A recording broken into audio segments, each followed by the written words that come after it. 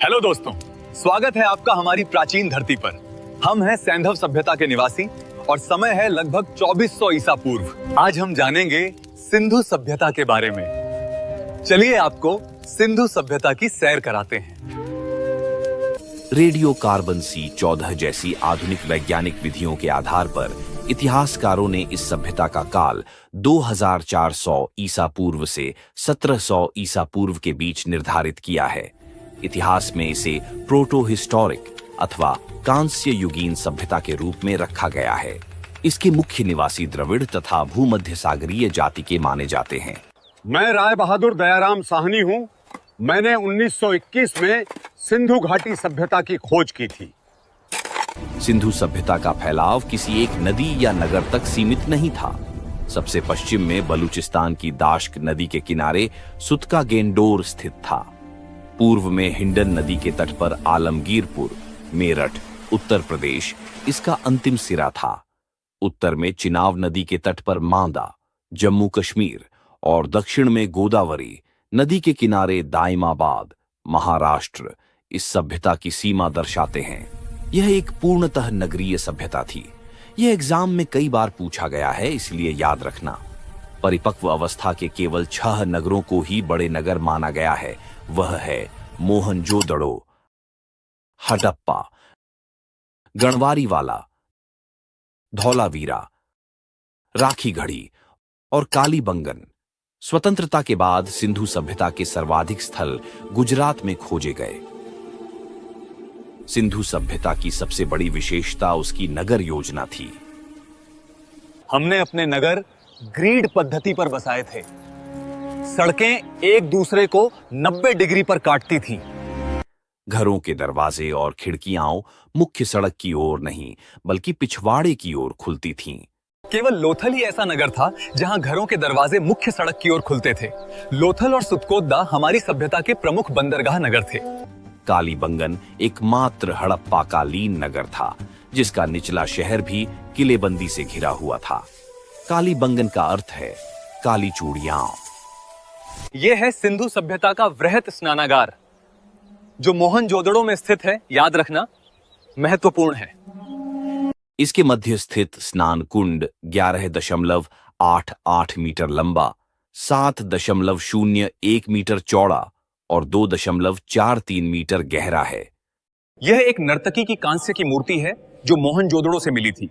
मोहनजोदड़ो को 1980 में यूनेस्को विश्व धरोहर स्थल घोषित किया गया था। कालीबंगन से जुते हुए खेत और नक्काशीदार ईंटों के प्रमाण मिले हैं। लोथल और कालीबंगन से अग्निकुंड भी प्राप्त हुए हैं। मेसोपोटामिया के अभिलेखों में जिस मेलूहा का उल्लेख मिलता है वह वस्तुतः सिंधु सभ्यता ही थी। उस समय मुद्रा का प्रयोग नहीं था। व्यापार वस्तु विनिमय प्रणाली पर आधारित था। मतलब इसमें कोई पैसा शामिल नहीं होता, बस चीजों की अदला बदली होती है। मेरे पास सुंदर मनके हैं, क्या तुम तांबे के औजार दोगे? हाँ, ये औजार लो, तुम्हारे मनके अच्छे हैं। धन्यवाद, तुम्हारा भी। हड़प्पा की मोहरों पर सबसे अधिक एक श्रृंगी पशु का अंकन मिलता है। लोथल और चन्हूदड़ो मन के निर्माण के प्रमुख केंद्र थे। लाल मिट्टी पर काले रंग से डिजाइन किए गए बर्तन सैंधव कला की पहचान थे। आग में पकी मिट्टी को आप आज टेराकोटा कहते हैं। आप कमेंट में बताएं टेराकोटा कहाँ की प्रसिद्ध है। सिंधु सभ्यता की लिपि भावचित्रात्मक थी। यह सामान्यतः दाईं से बाईं ओर लिखी जाती थी। यदि लेख बहुपंक्तियों का होता तो लेखन की दिशा बारी बारी से बदल जाती थी। सिंधु सभ्यता की मुख्य फसलें थीं गेहूं और जौ।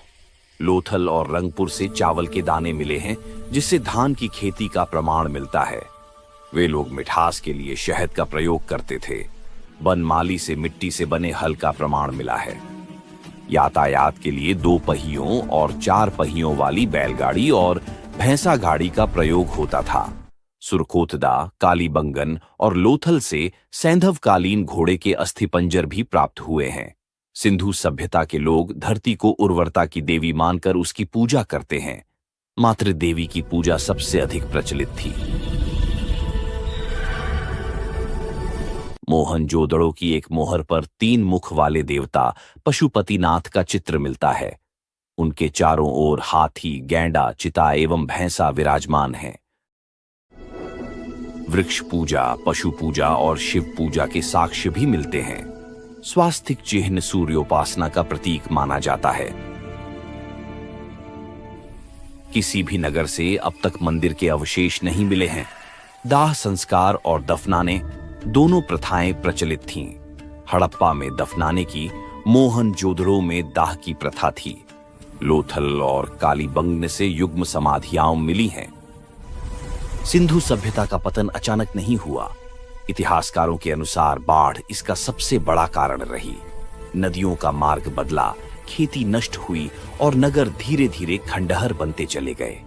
आज सिंधु घाटी के नगर खंडहर हैं, पर उनकी नगर योजना, व्यापार व्यवस्था और जीवन शैली आज भी आधुनिक सभ्यता को सोचने पर मजबूर करती है। अगर आपको यह वीडियो अच्छा लगा हो तो लाइक जरूर करें और ऐसे ही इतिहास देखने के लिए चैनल को सब्सक्राइब करें।